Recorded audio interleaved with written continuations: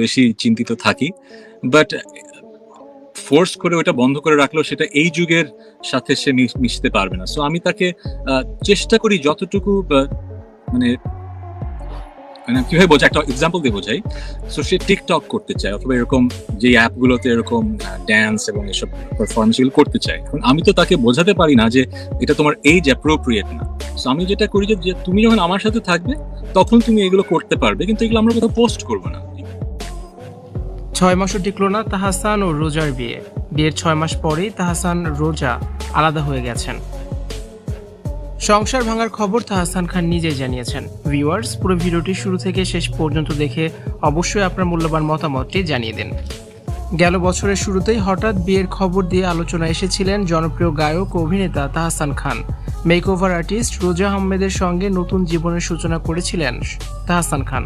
তবে বিয়ের 1 বছরের মধ্যেই সেই সংসার ভাঙনের মুখে। জানা গেছে বিয়ের কয়েক মাসের মধ্যেই তাহসান ও রোজার সম্পর্কের টানাপোড়েন শুরু হয়।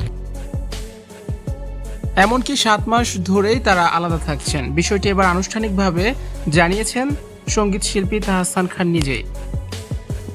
তাহসান খান বলেন, এই খবরটি সত্য।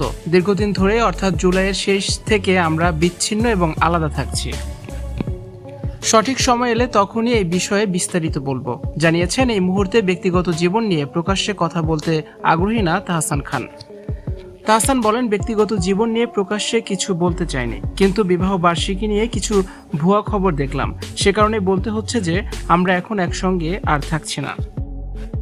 2025 সালের 4 জানুয়ারি মাত্র 4 মাসের পরিচয়ে রোজা আহমেদকে বিয়ে করেন তাহসান খান। রোজা আহমেদ একজন পেশাদার মেকআপ আর্টিস্ট। তিনি 1 দশকেরও বেশি সময় ধরে বাংলাদেশ ও যুক্তরাষ্ট্রে ব্রাইডাল মেকআপ আর্টিস্ট হিসেবে কাজ করেছেন এবং নিউ ইয়র্কে তার নিজস্ব একটি মেকআপ প্রতিষ্ঠানও রয়েছে। এর আগে 2006 সালের 3রা আগস্ট অভিনেত্রী রাফিয়াত রশিদ মিথিলার সঙ্গে বিবাহ বন্ধনে আবদ্ধ হন সঙ্গীত শিল্পী তাহসান খান।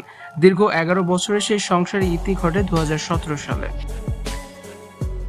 ভিউয়ার্স, এই বিষয়টি নিয়ে আপনাদের কি মতামত জানিয়ে অবশ্যই কমেন্টস করে দিন আর ভিডিওটি শেয়ার করার অনুরোধ রইল। ভিডিওটি দেখার জন্য ধন্যবাদ। নতুন নতুন ভিডিও দেখতে যুক্ত থাকুন আমাদের সাথে।